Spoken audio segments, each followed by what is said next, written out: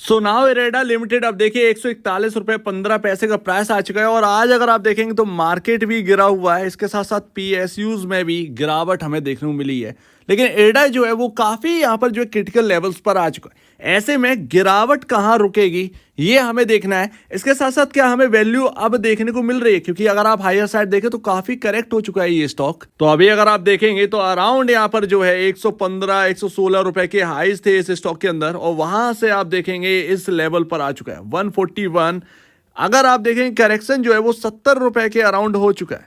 70 रुपए काफी यहाँ पर जो है ना एक बड़ा करेक्शन हमें देखने को मिला है। और ऑलरेडी मैं आपसे कह चुका था कि बजट के बाद आपको गिरावट देखने को मिलेगी। ये आज की बात नहीं, ये बहुत पहले की बात है। लगातार मैं आपको 200 रुपए के ऊपर ये स्टॉक था, आपको अच्छा नहीं लगता था, लेकिन मैं लगातार आपसे ये कहता कुछ बेच लो, प्रॉफिट का यहाँ पर जो है कुछ वसूल कर लो, ज्यादा बेहतर है, क्योंकि बजट निकल चुका है। बजट के अराउंड यहाँ पर प्रॉफिट बुकिंग हमें देखने को मिलेगी। बजट से पहले हमने हर पीएसयू के अंदर एक अच्छी तेजी एंजॉय करी और बजट कोई खास नहीं था, लेकिन बजट सिर्फ और सिर्फ बजट एक नाम था। अब यहां पर हम देखेंगे ये दोबारा चलेंगे, ये अपने जो ऑल टाइम हाई इसने लगाया है ना, ये 100 215 रुपए 220 रुपए के अराउंड, ये वापस हमें देखने को मिलेगा। ऐसा यहां पर कोई गलत बात नहीं है, अभी भी वक्त है, लेकिन वो टाइम बहुत अलग होगा। फिलहाल अगर आप डेटा देखेंगे यहां पर इरेडा का तो काफी नेगेटिव है। अब आप देखेंगे प्राइस एक्शन की वजह से नहीं, सिर्फ और सिर्फ प्राइस एक्शन नहीं, बल्कि यहाँ पर जो है म्यूचुअल फंड का डेटा अपडेटेड हो चुका है। और मैं आपसे कह रहा था कि फरवरी का डेटा जरूर देखिएगा। पिछले बारी म्यूचुअल फंड ने ज्यादातर सेलिंग करी थी, खरीदारी किसी ने नहीं करी। और अभी का डेटा जो है वो काफी नेगेटिव है, बहुत नेगेटिव बना हुआ है इरेडा का।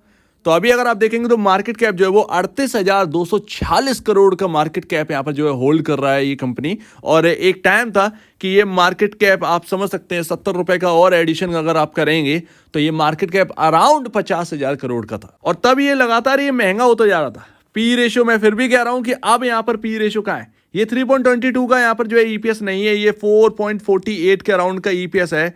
मैं ऑलरेडी आपको बता चुका हूँ ये 4.48 का ईपीएस कैसे है। मैंने एक का ईपीएस जो है एक क्वार्टर का मैंने 1 का सिर्फ लिया है, एक नॉर्मल वैल्यू ली है ईपीएस की, तब जाकर ये ईपीएस बना है। एक ईपीएस एक क्वार्टर का ईपीएस इसमें गायब है, जगह जगह आपको दिखेगा, क्योंकि नई लिस्टिंग है तो उसकी वजह से आपको थोड़ा सा प्रॉब्लम झेलनी पड़ रही है। बट डेटा साफ नहीं है हमारे सामने, डेटा को सही तरीके से देखना पड़ेगा। तो वो 1 का एडिशन गया तब जाकर 4.48 है। 4.48 के हिसाब से अगर आप देखेंगे तो ये पी रेशियो अराउंड आपका 30 से 32 के अराउंड आ चुका है। और यहां पर अगर आप देखेंगे तो आपका जो इंडस्ट्री भी है वो 26.80 का है, यानी कि अराउंड आप जो है 31 के अराउंड आपका पी रेशियो चला है। आप एक नॉर्मल वैल्यू की तरफ बढ़ रहे हैं, यानी कि अगर यहां से थोड़ा सा और डिप हमें देखने को मिला तो एक करेक्शन में यहां पर जो है आप इंडस्ट्री पी के अराउंड पहुंच जाएंगे। ऐसे में न्यूट्रल वैल्यू दिख रही है, तो जो नए खरीदार हैं उनको अब एक यहां पर न्यूट्रल वैल्यू देखने को मिलेगी, न्यूट्रल वैल्यू पर खरीदने को मिलेगा इरेडा लिमिटेड को। इसके साथ साथ आपका जो एक बुक वैल्यू जो है, बुक वैल्यू के हिसाब से अगर आप देखेंगे तो मैं तो लगातार आपसे यही कह रहा हूं कि बुक वैल्यू देखिए, जो भी एक्शन था वो बजट की वजह से हो गया। ये तो मैं 63 रुपए पर आपको कहा था कि बजट के लिए इस पिक को बाय करिए, ये तो मैं आज का नहीं बहुत पहले बोला था। लंबे नजरिए से देखिए, लेकिन तेजी इतनी बड़ी हो गई, वो तेजी क्यों हुई, वो लिक्विडिटी के बेसिस पर हुई, वो लोग समझ नहीं पाए और नहीं समझ पाएंगे, क्योंकि नए लोग हैं पुराने लोग हैं, उनको सिर्फ तेजी दिख रही है। वो तो ऐसा लग रहा था कि इरेडा जो आया है वो अब क्रांति लेकर आएगा, लेकिन ऐसा कुछ भी नहीं है। नंबर्स पर रिफ्लेक्ट नहीं कर रही थी वो सारी बातें।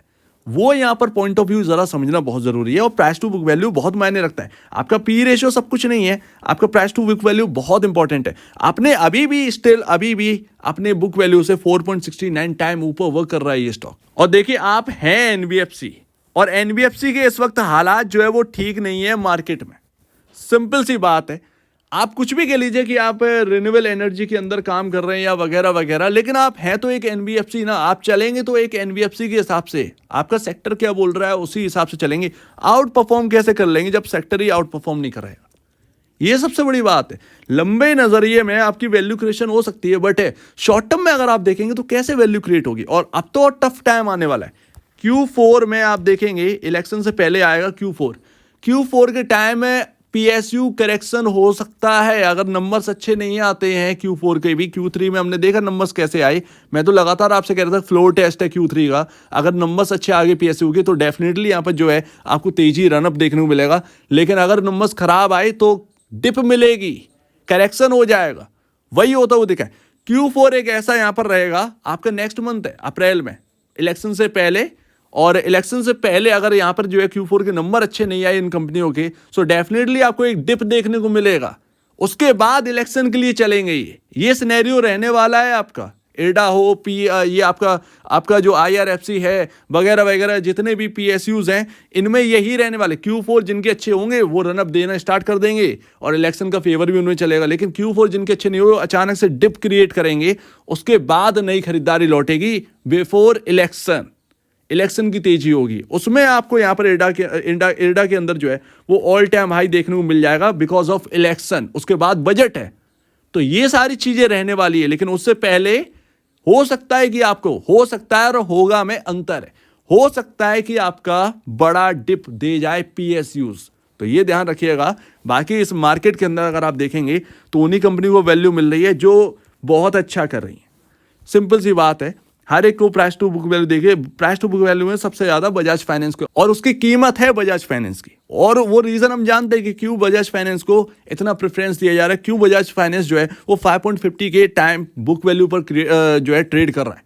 तो वो एक अपनी एक अलग बात है। बट एडा के अंदर सिर्फ और सिर्फ लिक्विडिटी जो की गई उसकी वजह से ये स्टॉक चला। खैर कुछ भी हो, हायर साइड आपको जो है वो निकलना चाहिए था जब ये 200 के अराउंड था।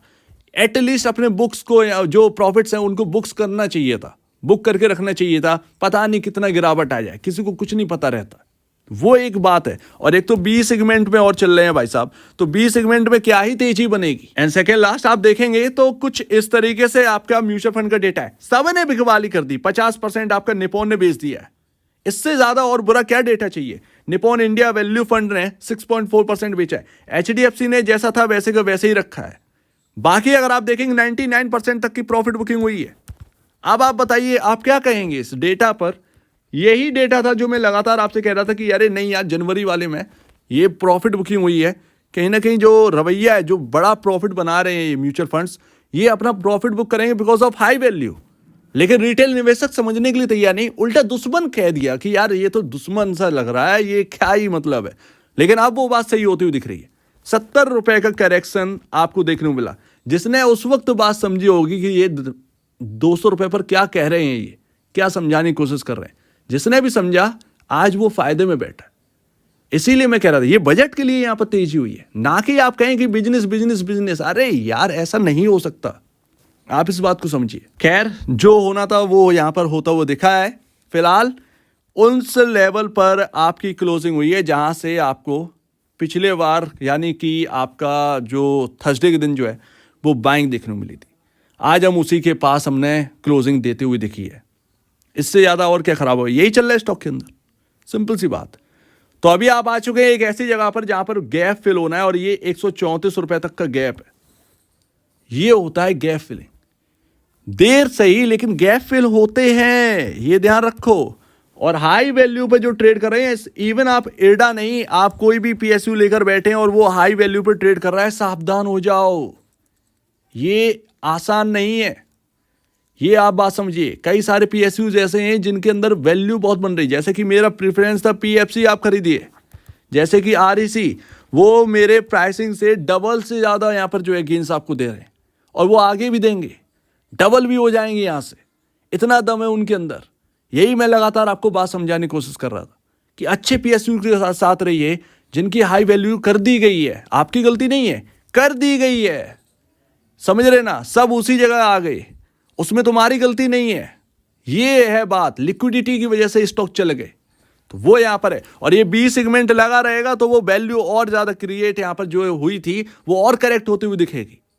तो ये यहां पर पॉसिबिलिटी है। तो 134 ये आप 1 डे कैंडल स्टिक चार्ट लगा लो, ये फिल हो जाए 134 रुपए, ये फिल हो जाए तो आप ये समझिएगा कि ये गैप फिल हो गया है। उसके बाद नई खरीदारी, वो भी SIP करना।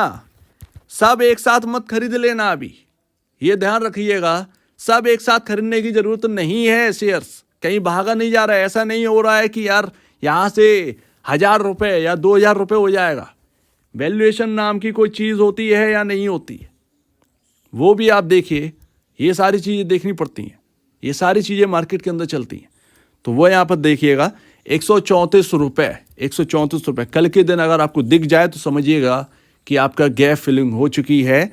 लेकिन SIP करिएगा, SIP करिएगा, ज़्यादा बेहतर है। 125 के अराउंड तक ये स्टॉक पॉसिबल है फिसल जाए, समझ रहे ना। तो इसको ध्यान में रखना है।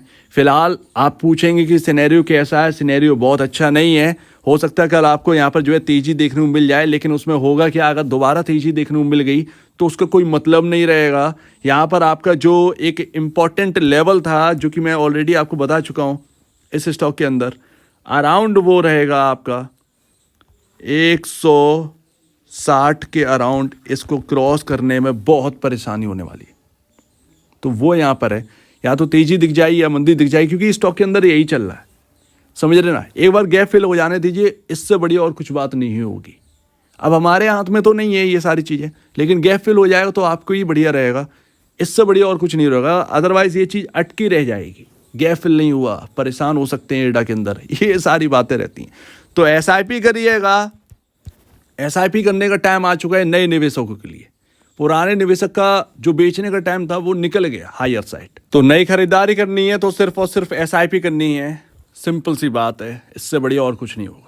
सो उम्मीद है काफ़ी कुछ आपको समझ गए होंगे। एक बार निवेश से पहले या बेचने से पहले अपने ब्रोकर या एडवाइजर जरूर सलाह ले लीजिएगा। अदरवाइज आपके सामने ये पॉइंट्स है, आप खुद भी अपना डिसीजन जो है वो बना सकते हैं। तो आपका क्या कहना है इसके ऊपर कमेंट सेक्शन में किएगा। और अब वीडियो देखने के लिए बहुत धन्यवाद दोस्तों।